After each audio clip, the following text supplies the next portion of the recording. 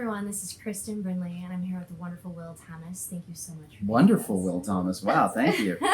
Come on anytime. Hey, well, he's our cover story. Please check that out. He's for August, and beautiful layout. Thank you. Yeah. You guys did such a great job. Thank you. Thank you. I very didn't eat much. for 3 weeks. Well, it's wonderful to be here too. Like I'm at your Warrenton farm, 300 acres, and this is a gorgeous, gorgeous room. So thank you for the setup here. And you have taken real estate by storm over the last little bit here. This is your third full year. Last year, you did what, $57 million in business? Yeah, just over. Yeah, just over $57 million in business, and 20-year news anchor, Fox 5, Emmy winner. You could have done anything. Why real estate? Tell us that story, because, honestly, after that career, you could really have done just about anything. Yeah. I think there were definitely options, but I wanted to remain living out here in Warrenton, where we're at. And I always had a passion for real estate. So even when I was at Fox 5, I was buying and selling real estate. I would live in it for 2 years, do a little design work, and then sell it for a profit. And I did that many, many times and was always a client of TTR Sotheby's International Realty. In fact, one of the founders, Jonathan, was one of my first agents, or was the first agent. And I knew how to harness the brand because I was selling at a higher price than what I bought it for. I truly had a passion. I found myself being asked to advise the coworkers at Fox 5 before they made purchases or they sold. So it was sort of a natural fit. I took a little bit of time off and then transitioned into it. And I often say, when you start throwing out those big numbers, I often say to friends and colleagues, this is a dream I did not dream. I didn't know how it was going to go.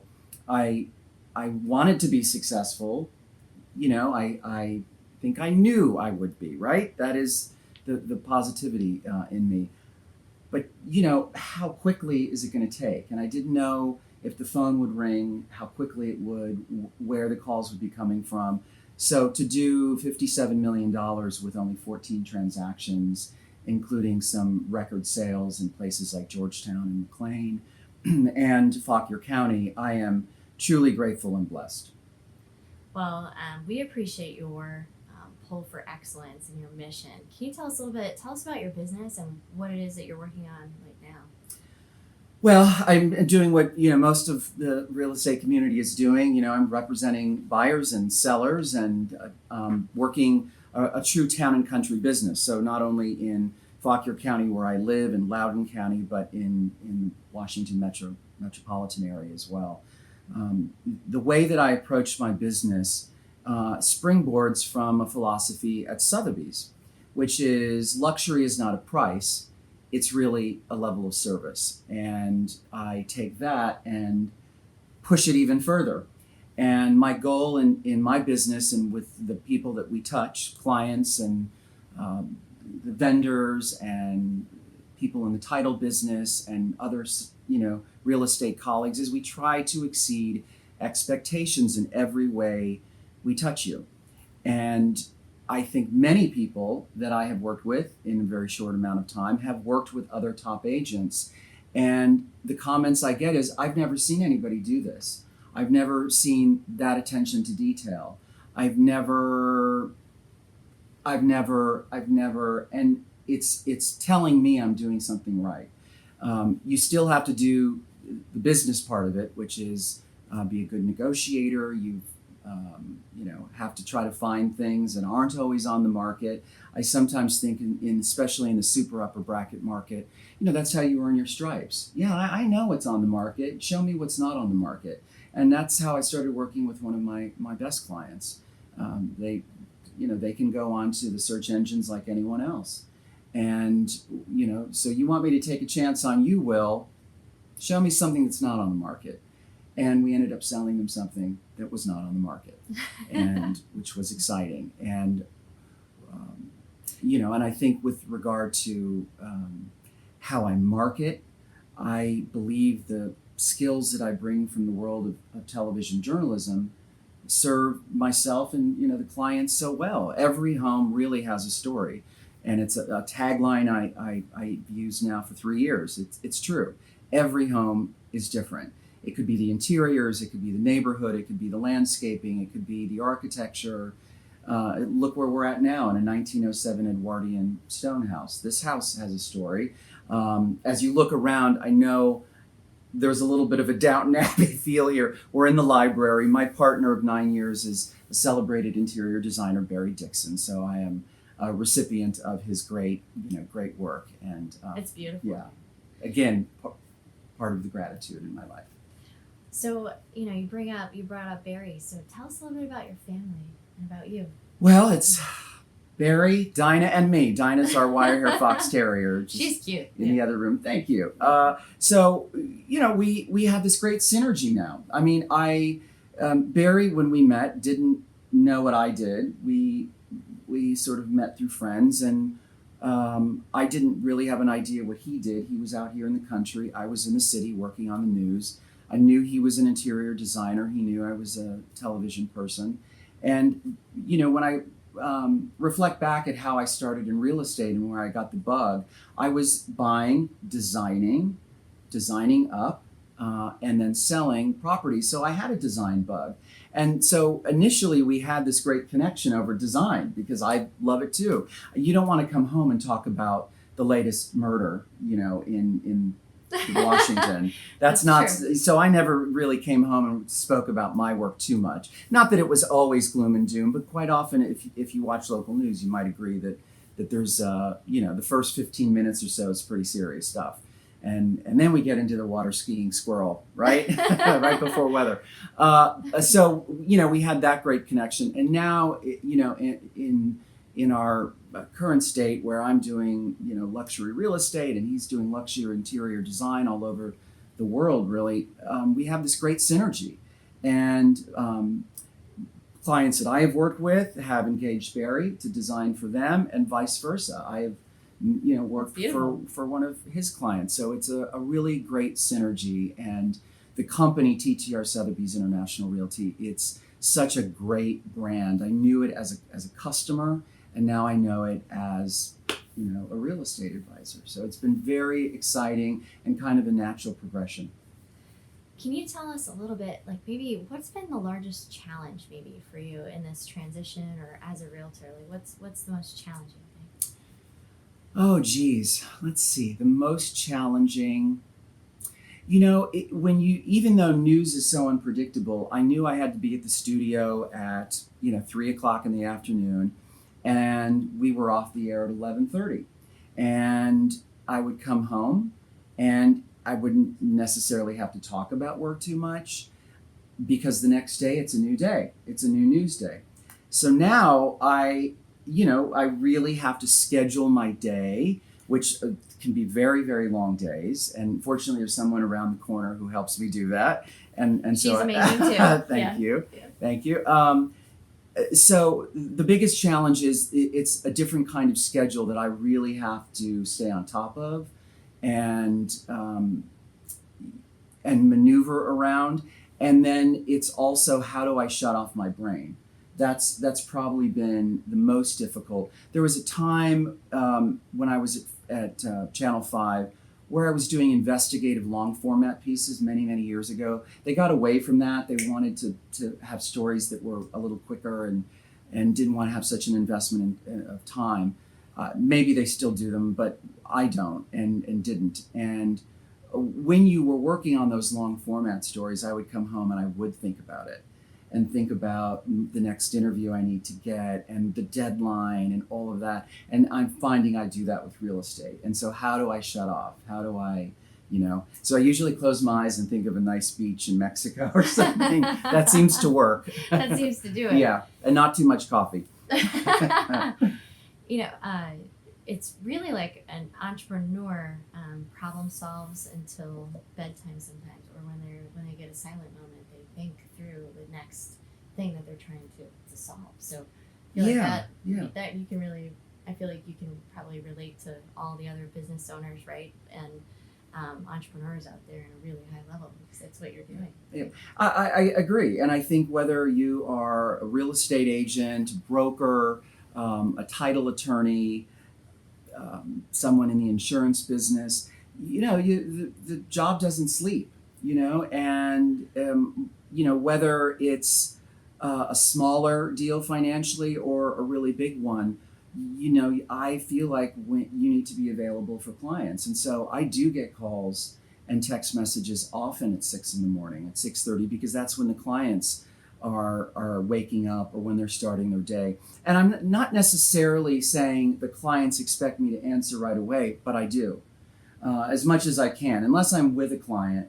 And I really, when I'm doing showings or I'm with a client, I give my phone to my assistant and I really focus on you. But it could be 9 or 10 o'clock at night. And some of I call them the legendary agents. I'm very grateful to work with many of these legends in our business in this region. And I mean that. I'm not just saying that because I was following many of these agents long before I was ever in the business. And so to do some deals with some of the big names in the business in our region is not only exciting, but you see how they work. And these people have been doing it 35 years. They're answering the phone at 9 o'clock. So I know it's not just me. No, absolute professionals. Yeah, you have to be available. Not to say they don't shut off, but it's the real estate doesn't sleep. We all know that. And so back to your core question, that is the tricky part for me is finding those times to really shut down or to really get a good night's sleep without thinking about the next day, the next deal. What are your interests or what are the things you're learning right now? What's important to you? Oh, geez, what's important to me? We're in this weird, sort of place in our lives with COVID. And so we finally took our first vacation in 2 years and zipped away to France, which was really exciting. There was a wedding at the beginning of it. It was a beautiful wedding.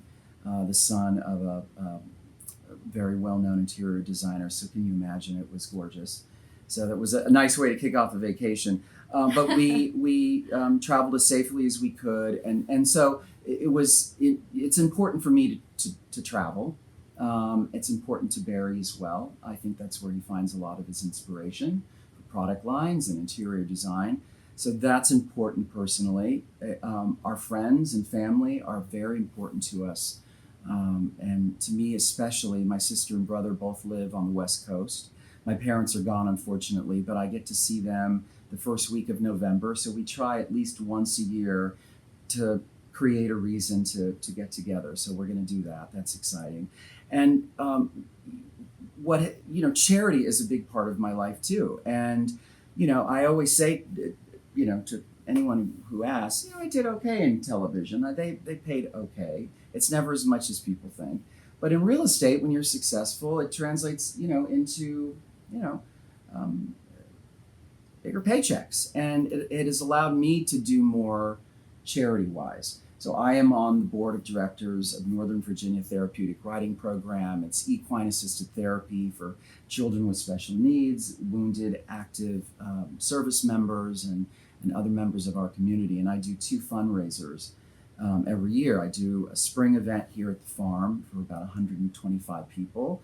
And then I co-chair our annual polo event at Great Meadow. And we just did that, and there were several hundred people, and we did very well. So that's part of my passion and what I'm interested in outside of real estate. I think that's a worthy pursuit. So, Will, what sets you apart? It makes you different, do you think? What makes me different? I think I bring a unique skill set to what I do. I mean, there aren't that many former news anchors and reporters that are working in real estate in this region. And I think there are a few now, but I think sliding right off the anchor desk into real estate, I probably was one of the first to do that. So those skills come with you. Telling the story through, the visual medium. Each house has a story. Every house has a story, exactly. So I think that sets me apart. And also I think, the world of broadcast journalism, it's a cutthroat business, long hours, unpredictability, and you're constantly dealing with new people every day. Sometimes you're knocking on doors asking people to do an interview. So I think it really gave me a work ethic that has served me well. I never had a 9-to-5 job. I never had hour lunches. Occasionally on a day where I could leave the studio and come back, but it's not like the normal job, and neither is this. Not at the level that we're operating. So I do feel that is unique. It's the storytelling skills that I bring from my world of journalism. It's my sphere of being someone who was on television 5 nights a week for 20 years. I mean, that's an asset, and part of of what we need to accomplish when we're selling homes is getting eyeballs on those houses. And so I think all of that helps me accomplish those goals. I think it's beautiful the way you slid in, and obscurity is the number one thing to overcome in any business. Right? Sure, of course. Yeah. I believe that's truly an asset. Well, let's see here. So for you, Will, what would you like to be remembered for? Yeah, I think being a good person and being someone who's helped enact change through my charity work. I think that's really what's most important. It's always a scheduling feat to try to make it all work, but we do it. So that brings me a lot of joy. We just built an indoor arena so we can offer the services at NVTRP year round, and we had to do a lot of fundraising to pay those bills, and still paying it off. So I want to be remembered for my charitable work.